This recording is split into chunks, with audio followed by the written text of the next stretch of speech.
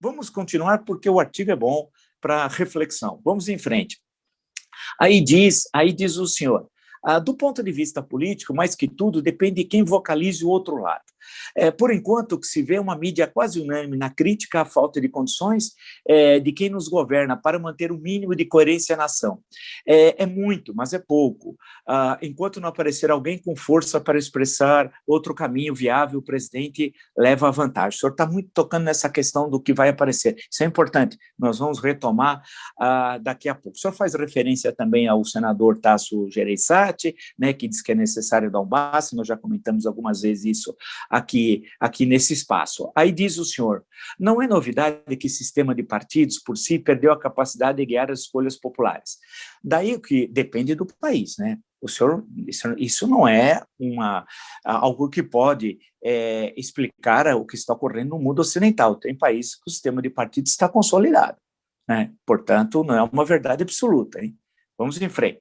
Daí que o que aparece com personalismo acaba por ser condição necessária para sair da paralisia em que nos encontramos. Enquanto houver democracia, liberdade e opinião, o verbo conta. Eu gostei do enquanto houver, porque com o Bolsonaro nós temos de estar sempre atentos, né?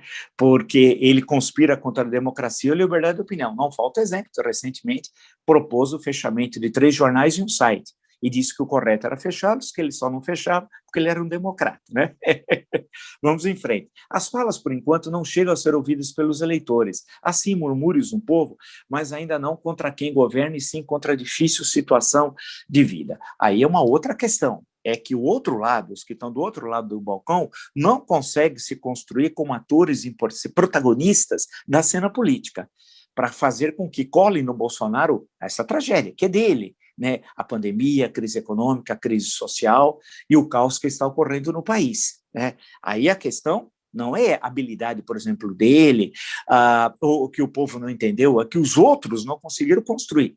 Há alguns sinais de movimentação, que é bastante louvável, mas depende de muito mais coisas. Vamos em frente. De imediato, diz o senhor, o que interessa é a saúde, logo depois será o emprego. Os dados recentes mostram um encolhimento de 4,1% do PIB, né? Realmente que é extremamente preocupante. O senhor fala sobre os números de desempregados, né? Fala sobre os inempregáveis, entre aspas, etc., e vai dizendo. E aí vai chegando à conclusão do artigo, e aí é que me interessa mais tocar nessa questão. O panorama é desanimador, diz o senhor, para quem governa e para quem está contra governantes. Só há um jeito, buscar uma trilha de maior prosperidade e alento. Aí nós concordamos, também acho, né? Recordo-me dos tempos de JK, ele inventou, o senhor colocou inventou, entre aspas, um país. Também concordo. Abriu a economia a capitais de fora, vamos lembrar que a instrução 113, se não me engano, da SUMOC, ainda vem do governo Café Filho, mas tem uma série de outras questões. Não sei se eu errei o número da instrução da SUMOC. Estou falando de SUMOC, é a Superintendência da Moeda do Crédito, né? Nós não tínhamos Banco Central à época. Aí continua o senhor. Abriu a economia a capitais de fora, ampliou a produção de automóveis, expandiu a indústria naval, etc. E ainda por cima, inventou Brasília, entre aspas. Reatou um sonho antigo no horizonte de esperança. Não esquecerei jamais da conferência que André Malraux, ministro da Cultura, levou durante 10 anos, né? É um daqueles golistas célebres e tal. Fez na FEFELESH da USP, na qual mostrava a nós, críticos de tudo, o significado simbólico da transcendência da capital imaginada por Niemeyer e Lúcio Costa. É disso que precisamos, de alguém que indique um caminho de superação e permita voltarmos a acreditar em nós próprios, e cujas palavras de ação não se percam na retórica, chinfrim, mas animem muitos outros a dar a vida ao que se propõe, que se reinvente o nosso futuro. Bem, eu também acho que nós devemos reinventar o nosso futuro, mas quando o senhor diz que precisamos de alguém, aí voltamos a uma questão que me incomoda na história brasileira, que é o sebastianismo, né? Sempre tem alguém que vai, tal qual em Portugal, é bom lembrar que o sebastianismo em Portugal era a ideia do Quinto Império, passava por tudo aquilo, de que Portugal voltasse a ser, né? Vamos só lembrar, é a morte de Dom Sebastião, né? Em 1578 no norte da África, e depois em 1580, 1640, a reunião das coroas ibéricas. Não havia sucessor, etc. Tal, Felipe II, não vou contar toda essa história, mas desapareceu o rei de Portugal, nunca apareceu o corpo. Ficou então o mito que um dia ele voltaria e Portugal voltaria até aquele grande império que teve, especialmente na primeira metade do século XVI. né? Era isso. No caso do Brasil, o sebastianismo teve uma outra leitura entre as classes populares, que era libertar o povo da opressão. Então, tem várias manifestações sebastianistas ao longo, por exemplo, do século XIX brasileiro. Alguém pode lembrar, entre tantas outras, podemos passar por Pedra Bonita, né? Podemos passar no século XX por Contestado, por Canudos em 1893, 1897, não. Absolutamente não. Na minha tese de doutorado, Canudos, o Povo da Terra, eu apresento isso detalhadamente. Por quê? Porque sebastianismo, no final do século XIX, na imprensa brasileira, era visto como os que defendiam a restauração monárquica. Não era no sentido antigo da espera do rei Salvador, né? E eu apresento inúmeras demonstrações. Portanto, no sentido, uma interpretação sociológica de Canudos, e está no meu livro Canudos, o Povo da Terra, lá nunca tem nada de sebastianismo. E quando eu fiz, eu remei contra a corrente, porque a interpretação dominante era justamente essa, entre outros fatores de Canudos. Mas para não perdermos o fio da meada do artigo do senhor, vem a questão, então, que nós precisamos de alguém que apresente um caminho de superação e permita voltarmos a acreditar em nós, e cujas palavras não se percam na retórica chinfrim, etc., tal, e por aí vai.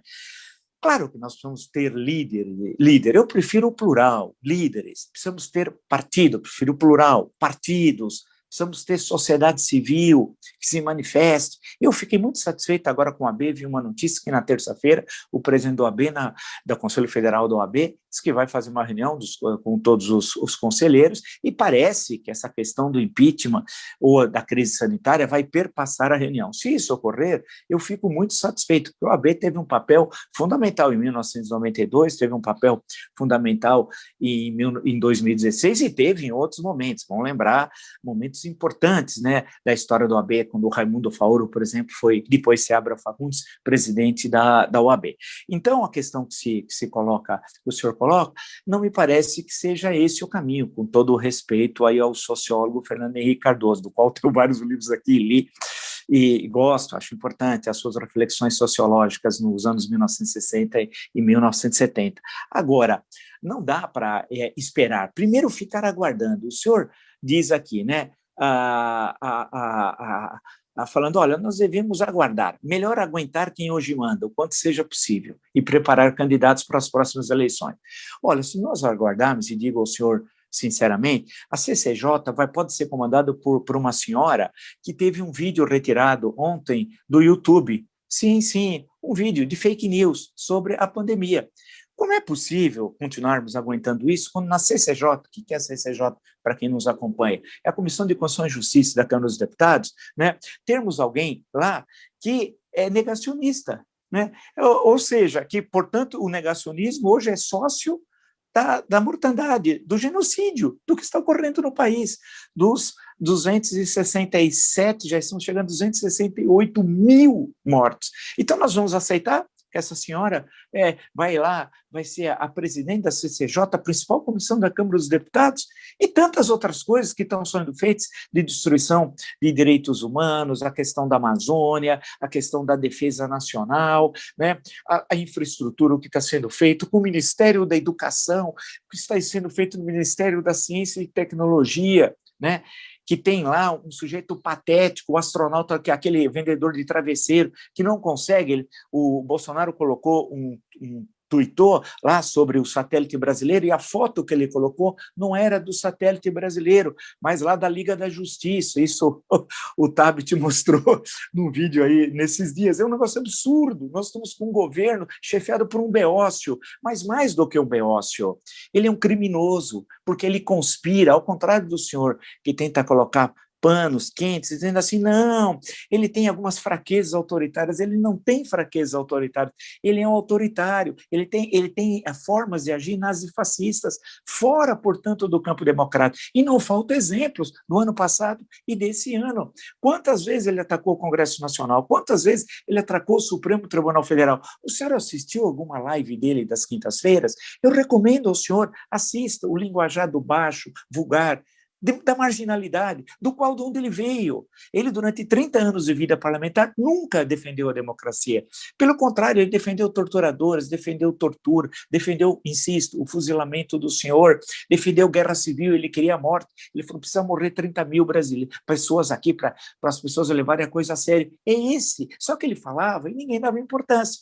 Foi errado, e sempre digo, deveria ter sido inquirido naquele momento, processado, e iria para a cadeia, e nunca seria presidente da República. Então, essa forma como o senhor comenta o que ele faz, foi o que foi feito durante 30 anos, antes de 2018, e deu no que deu. É necessário, ao contrário do que o senhor diz, e eu respeito a sua opinião, tenho uma análise que é contrária ao que o senhor está apresentando, que é necessário um enfrentamento político, a mobilização, a sociedade civil presente, denunciar os crimes do governo Bolsonaro, salvar a vida. Nós estamos falando de vida de brasileiros e brasileiras. É diferente de outros momentos históricos, 1992, 2016, que é